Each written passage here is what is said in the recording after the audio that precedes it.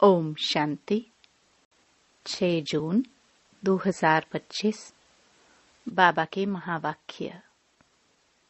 मीठे बच्चे, भविष्य ऊंच घराने में आने का आधार है पढ़ाई। इस पढ़ाई से ही तुम बेगर टू प्रिंस बन सकते हो। प्रश्न। गोल्डन स्पून इन माउथ 2 प्रकार से प्राप्त हो सकता है, कैसे? उत्तर। एक भक्ति में दान पुण्य करने से, दूसरा ज्ञान में पढ़ाई से। भक्ति में दान पुण्य करते हैं तो राजा या साहूकार के पास जन्म लेते हैं, लेकिन वह हो गया हद का। तुम ज्ञान में पढ़ाई से गोल्डन स्पून इन माउथ पाते हो। यह है बेहद की बात। भक्ति में पढ़ाई से राजाई नहीं मिलती। यहाँ जो जितना अच्छी रीति पढ़ते हैं उतना ऊंच पद पाते हैं। ओम शांति। मीठे मीठे सिखलदे बच्चों को रूहानी बाप बैठ समझाते हैं। इनको कहा जाता है रूहानी ज्ञान। बाप आकर भारतवासी बच्चों को समझाते हैं, अपने को आत्मा समझो और बाप को याद करो। यह बाप ने खास फरमान किया है तो वह मानना चाहिए ना। ऊंच ते ऊंच बाप की श्रीमत मशहूर है। यह भी तुम बच्चों को ज्ञान है कि सिर्फ बाप को ही श्री श्री कह सकते हैं। वही श्री श्री बनाते हैं। श्री माना श्रेष्ठ। तुम बच्चों को अभी पता पड़ा है कि इन्हों को बाप ने ऐसा बनाया। हम अभी नई दुनिया के लिए पढ़ रहे हैं। नई दुनिया का नाम ही है स्वर्ग, अमरपुरी। महिमा के लिए नाम बहुत है। कहते भी हैं स्वर्ग और नरक। फलाना स्वर्गवासी हुआ तो गोया नरकवासी थे ना। परंतु मनुष्यों में इतनी समझ नहीं। स्वर्ग, नरक, नई दुनिया, पुरानी दुनिया किसको कहा जाता है? कुछ भी जानते नहीं। बाहर का भपका कितना है। तुम बच्चों में भी थोड़े हैं जो समझते हैं। बरोबर हमको बाप पढ़ाते हैं। हम यह लक्ष्मी नारायण बनने के लिए आए हैं। हम बेगर टू प्रिंस बनेंगे। पहले पहले हम जाकर राजकुमार बनेंगे। यह पढ़ाई है। जैसे इंजीनियरी, बैरिस्टरी आदि पढ़ते हैं तो बुद्धि में रहता है कि हम घर बनाएंगे, फिर ये करेंगे। हर एक को अपना कर्तव्य स्मृति में आता है। तुम बच्चों को जाकर बड़े ऊंच घर में जन्म लेना है इस पढ़ाई से। जो जितना जास्ती पढ़ेगा उतना बहुत ऊंच घर में जन्म लेगा। राजा के घर में जन्म ले, फिर राजाई चलानी है। गाया भी जाता है गोल्डन स्पून इन माउथ। एक तो ज्ञान द्वारा यह गोल्डन स्पून इन माउथ मिल सकता है। दूसरा, अगर दान पुण्य अच्छी रीति करे तो भी राजा के पास जन्म मिलेगा। वह हो गया हद का। यह है बेहद का। हर एक बात अच्छी रीति समझो। कुछ भी समझ में न आए तो पूछ सकते हो। नोट करो। यह बातें बाबा से पूछना है। मुख्य है ही बाप के याद की बात। बाकी कोई संशय आदि है तो उनको ठीक कर देंगे। यह भी बच्चे जानते हैं, जितना भक्ति मार्ग में दान पुण्य करते हैं तो साहूकार के पास जन्म लेते हैं। जो कोई बुरा कर्म करते हैं तो फिर ऐसा जन्म मिलता है। कोई कोई का तो ऐसा कर्म बंधन है जो बात मत पूछो। यह सब है पास्ट का कर्म बंधन। राजाए भी कोई कोई ऐसे होते हैं। बड़ा कर्म बंधन कड़ा होता है। इन लक्ष्मी नारायण को तो कोई बंधन नहीं, वहां है ही योग बल की रचना। जबकि योग बल से हम विश्व की राजाई ले सकते हैं, तो क्या बच्चा पैदा नहीं हो सकता? पहले से ही साक्षात्कार हो जाता है। वहां तो यह कॉमन बात है। खुशी में बाजे बजते रहते हैं। बूढ़े से बच्चा बन जाते, महात्मा से भी बच्चे को जास्ती मान दिया जाता है, क्योंकि वह महात्मा तो फिर भी सारी लाइफ पास कर बड़ा हुआ है। विकारों को जानते हैं, छोटे बच्चे नहीं जानते। इसलिए महात्मा से भी ऊंच कहा जाता है। वहां तो सब महात्माएं हैं। श्री कृष्ण को भी महात्मा कहते हैं। वह है सच्चा महात्मा। सतयुग में ही महान आत्माएं होते हैं। उन जैसे यहाँ कोई हो ना सके। तुम बच्चों को अंदर में बहुत खुशी होनी चाहिए। अभी हम नई दुनिया में जन्म लेंगे। यह पुरानी दुनिया खत्म होनी है। घर पुराना होता है तो नए घर की खुशी होती है ना। कितने अच्छे अच्छे मार्बल आदि के घर बनाते हैं। जैनी लोगों के पास पैसे बहुत होते हैं। वह अपने को ऊंच कुल के समझते हैं। वास्तव में यहाँ कोई ऊंच कुल तो है नहीं। ऊंच कुल में शादी के लिए घर ढूंढते हैं। वहाँ कुल आदि की बात नहीं होती। वहाँ तो एक ही देवताओं का कुल होता है, दूसरा ना कोई। इसके लिए तुम संगम पर अभ्यास करते हो कि हम एक बाप के बच्चे, सब आत्मा है। आत्मा है फर्स्ट, पीछे है शरीर। दुनिया में सब देह अभिमानी रहते हैं। तुमको अभी देही अभिमानी बनना है। गृहस्थ व्यवहार में रहते अपनी अवस्था को जमाना है। बाबा को कितने बच्चे हैं, कितना बड़ा गृहस्थ है, कितने ख्यालात रहते होंगे। इनको भी मेहनत करनी पड़ती है। मैं कोई सन्यासी नहीं हूँ। बाप ने इनमें प्रवेश किया है। ब्रह्मा विष्णु शंकर का चित्र भी है ना।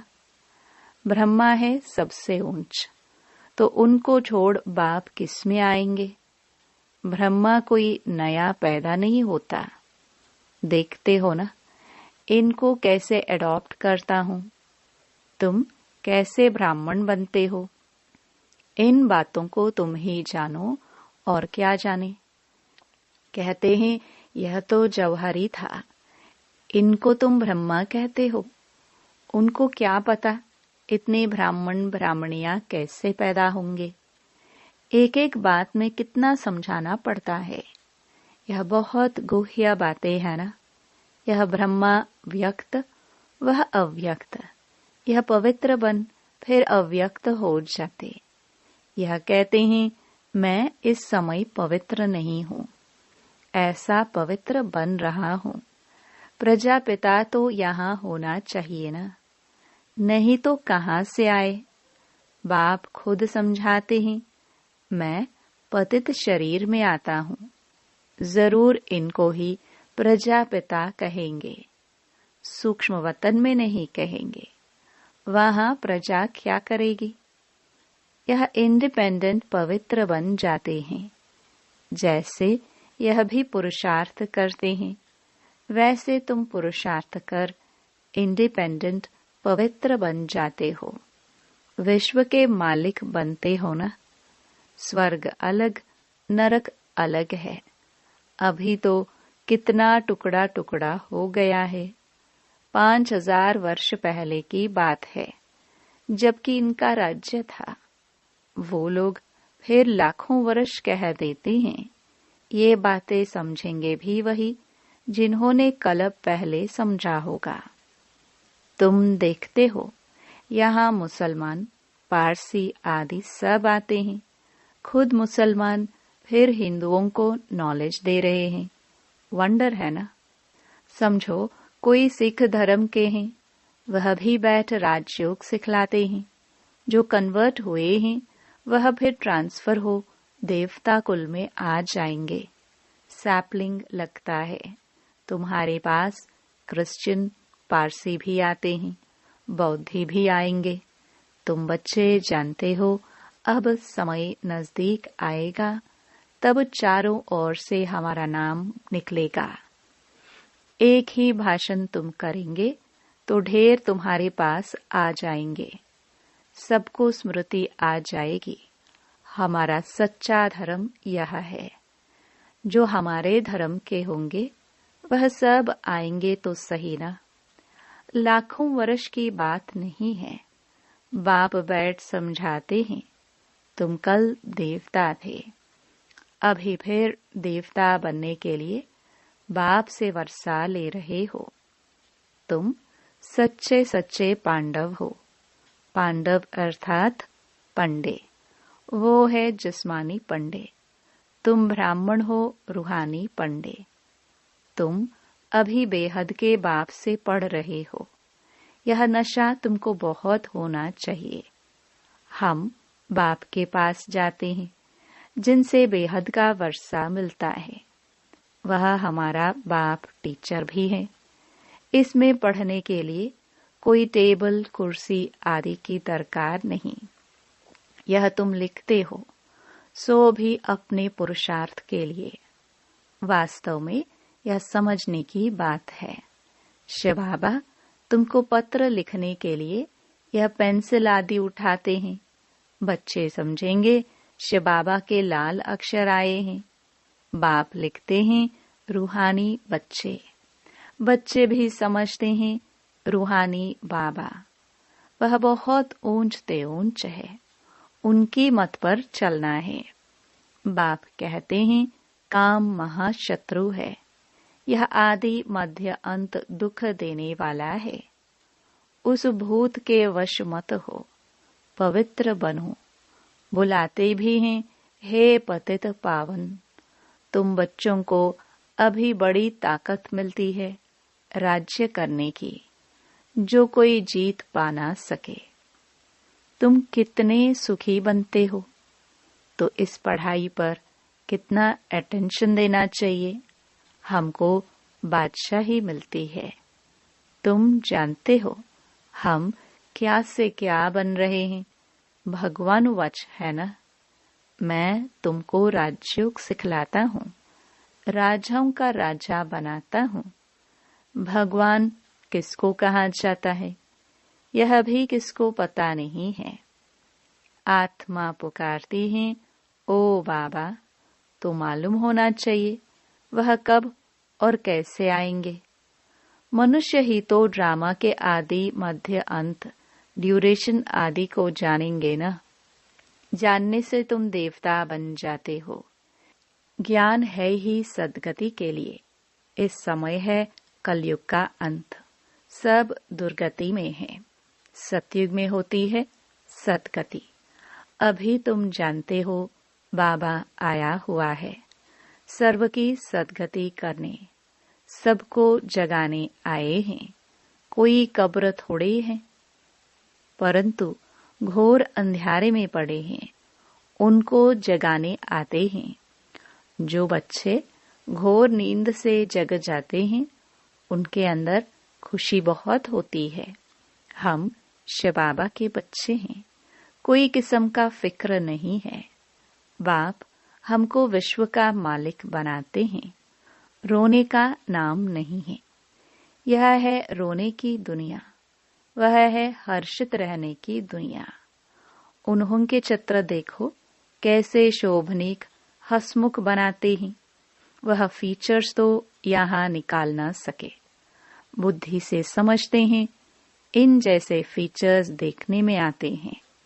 तुम मीठे मीठे बच्चों को अभी स्मृति आई है कि भविष्य में अमरपुरी के हम प्रिंस बनेंगे। इस मृत्यु लोक को, इस भंबोर को आग लगनी है। सिविल वॉर में भी एक दो को मारते कैसे हैं, किसको हम मारते हैं वह भी पता नहीं पड़ता है। हाहाकार के बाद जय जयकार होनी है।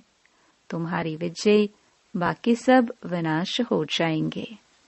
रुद्र की माला में पिरोकर फिर विष्णु की माला में पिरोए जाएंगे। अभी तुम पुरुषार्थ करते हो अपने घर जाने के लिए। भक्ति का कितना फैलाव है। जैसे झाड़ के अनेक पत्ते होते हैं, वैसे भक्ति का फैलाव है।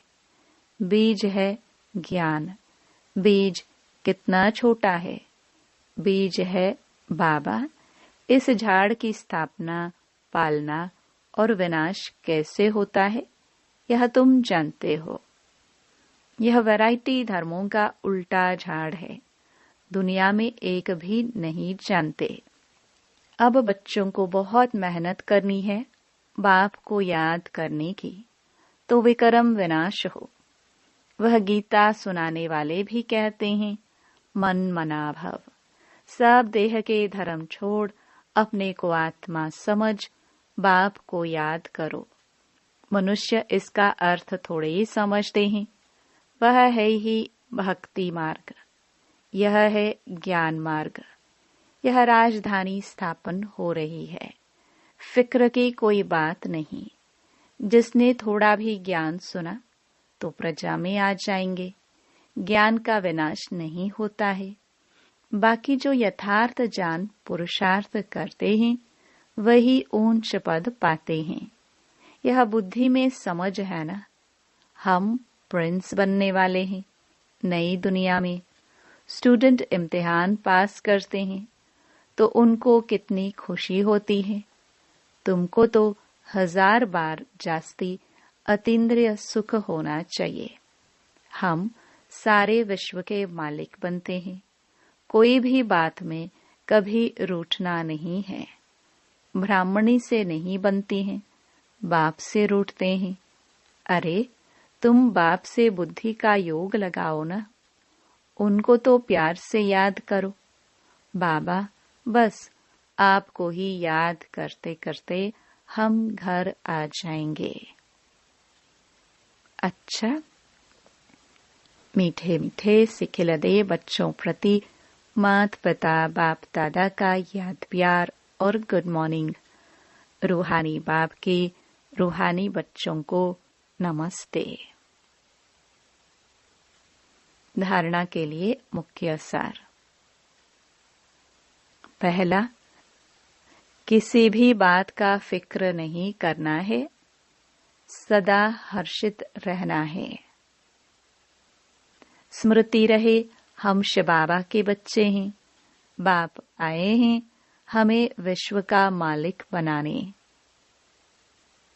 दूसरा, अपनी अवस्था को एकरस बनाने के लिए देही अभिमानी बनने का पुरुषार्थ करना है।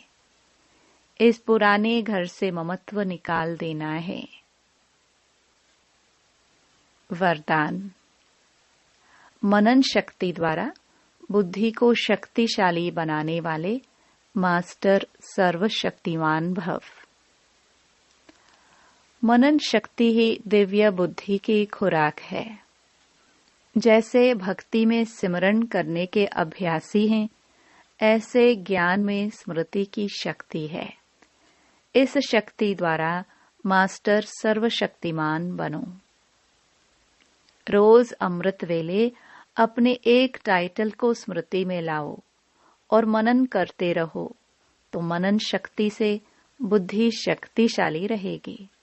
शक्तिशाली बुद्धि के ऊपर माया का वार नहीं हो सकता, परवश नहीं हो सकते, क्योंकि माया सबसे पहले व्यर्थ संकल्प रूपी वाण द्वारा दिव्य बुद्धि को ही कमजोर बनाती है। इस कमजोरी से बचने का साधन ही है मनन शक्ति। स्लोगन। आज्ञाकारी बच्चे ही दुआओं के पात्र हैं। दुआओं के प्रभाव दिल को सदा संतुष्ट रखता है। अव्यक्त इशारे। आत्मिक स्थिति में रहने का अभ्यास करो। अंतर्मुखी बनो। सदा बेहद के आत्मिक दृष्टि, भाई भाई के संबंध की वृत्ति से किसी भी आत्मा के प्रति शुभ भावना रखने का फल जरूर प्राप्त होता है। इसलिए पुरुषार्थ से थको नहीं, दिल शिकस्त भी नहीं बनो। निश्चय बुद्धि हो, मेरेपन के संबंध से न्यारे हो। शांति और शक्ति का सहयोग आत्माओं को देते रहो। ओम शांति।